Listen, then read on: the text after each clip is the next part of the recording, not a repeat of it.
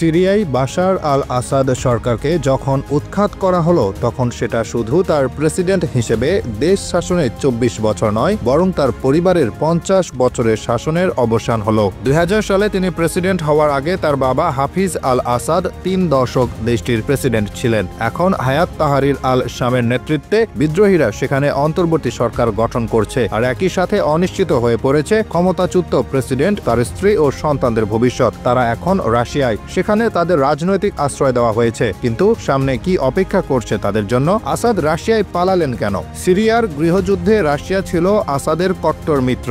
দেশটিতে রাশিয়ার দুটি গুরুত্বপূর্ণ সামরিক ঘাঁটি আছে। ২০১৫ সালে আসাদের সমর্থনে বিমান হামলা চালিয়েছিল রাশিয়া, যা যুদ্ধের ঢেউ সরকারের পক্ষে নিয়ে এসেছিল। যুক্তরাজ্য ভিত্তিক একটি পর্যবেক্ষণ সংস্থার মতে তখনকার ৯ বছরে রাশিয়ার সামরিক অভিযানে ২১,০০০-এরও বেশি মানুষ প্রাণ হারিয়েছিল। এর মধ্যে অন্তত ৮,৭০০ জন ছিলেন বেসামরিক নাগরিক। কিন্তু ইউক্রেন যুদ্ধ শুরুর পর রাশিয়ার মনোযোগ সরে যায়। দেশটি হয়তো এবার নভেম্বরে বিদ্রোহী গোষ্ঠীগুলোর অভিযান শুরুর পর আসাদ সরকারকে সহায়তায় অনিচ্ছুক কিংবা অক্ষম হয়ে পড়েছিল। বিদ্রোহীরা দামেস্কের নিয়ন্ত্রণ নেওয়ার কয়েক ঘন্টার মধ্যেই রুশ সরকারি গণমাধ্যম খবর দেয় আসাদ ও তার পরিবার মস্কোয় এসে পৌঁছেছে এবং মানবিক বিবেচনায় তাদের রাজনৈতিক আশ্রয় দেওয়া হবে। ক্রেমলিনের মুখপাত্র দিমিত্রি পেসকভ সোমবার সাংবাদিকদের প্রশ্নের জবাবে বলেছেন, অবশ্যই এ ধরনের সিদ্ধান্ত রাষ্ট্রপ্রধানকে ছাড়া হয় না, এটা তারই সিদ্ধান্ত।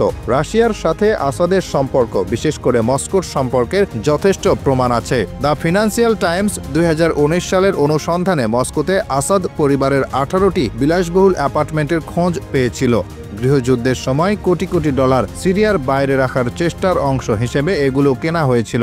আসাদের বড় ছেলে হাফিজ পিএইচডি করছেন সেখানে। স্থানীয় গণমাধ্যম খবর দিয়েছে যে গত সপ্তাহে তার সেখানে ডক্টরাল ডিসার্টেশন ছিল। ওদিকে রুশ টেলিভিশনের খবরে বলা হয়েছে মস্কোর কর্মকর্তারা সিরিয়ার সশস্ত্র বিদ্রোহীদের সাথে যোগাযোগ করছে, যাতে করে রাশিয়ার ঘাঁটি ও কূটনৈতিক মিশনের কোনো ক্ষতি না হয়। আসাদের স্ত্রী আসমা ব্রিটেন ও সিরিয়ার দ্বৈত নাগরিক। তার বাবা মা সিরিয়ান হলেও তিনি জন্মেছেন ও বড় হয়েছেন পশ্চিম লন্ডনে। ইনভেস্টমেন্ট ব্যাংকার হওয়ার আগে তিনি লন্ডনে স্কুল ও ইউনিভার্সিটিতে পড়ালেখা করেছেন। তিনি ২০০০ সালে পাকাপাকিভাবে সিরিয়ায় চলে আসেন এবং আসাদকে বিয়ে করেন। আসাদ তার আগেই পিতার মৃত্যুজনিত কারণে প্রেসিডেন্ট হিসেবে দায়িত্ব নিয়েছিলেন। Doctor Nasrin al Refai London School of Economics and Political সায়েন্সের ভিজিটিং ফেলো। তিনি বিবিসি নিউজকে বলেছেন, আসমার ব্রিটিশ পাসপোর্ট আছে, সুতরাং তিনি রাশিয়ায় না থেকে যুক্তরাজ্য ফিরতে পারবেন। তবে যুক্তরাষ্ট্র তার বাবা ডক্টর ফাওয়াজ আল আখরাসের ওপর নিষেধাজ্ঞা দিয়ে রেখেছে। তিনিও রাশিয়ায় আছেন বলে খবর পাওয়া যাচ্ছে, বলেছিলেন তিনি। তবে তার মতে আসমা এখন হয়তো রাশিয়াতেই থাকতে চাইবেন।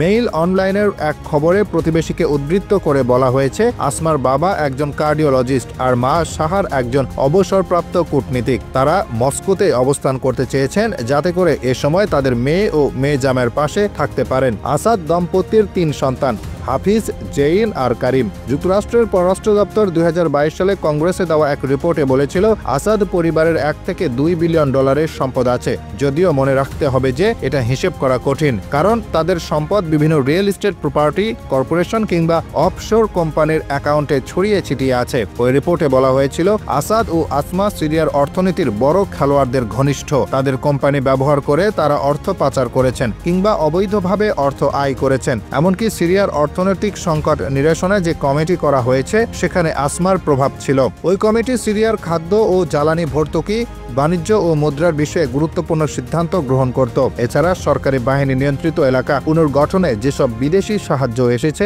সেটি দেখভাল করত সিরিয়া ট্রাস্ট ফর ডেভেলপমেন্ট। এর উপরেও প্রভাব বিস্তার করেছিলেন আসমা। সাবেক মার্কিন পররাষ্ট্রমন্ত্রী মাইক পম্পেও আসমাকে স্বামী ও পরিবারের সহায়তায় সিরিয়ার যুদ্ধের সবচেয়ে লাভবানদের একজন হিসেবে আখ্যায়িত করেছিলেন। ট্রাম্প প্রশাসনের আরেকজন কর্মকর্তা তাকে পরিবারের ব্যবসায়িক প্রধান এবং একজন অলিগার্ক হিসেবে বর্ণনা করেছিলেন। তিনি বাশারের চাচাতো ভাই রামি মাখলৌফ এর সঙ্গে প্রতিযোগিতা করছিলেন। তিনি সিরিয়ার অন্যতম ধনী মানুষ। তিনি তার চিকিৎসা নিয়ে সামাজিক মাধ্যমে অভিযোগের পর তাদের পরিবারের ভাঙনের বিষয়টি সামনে চলে আসে।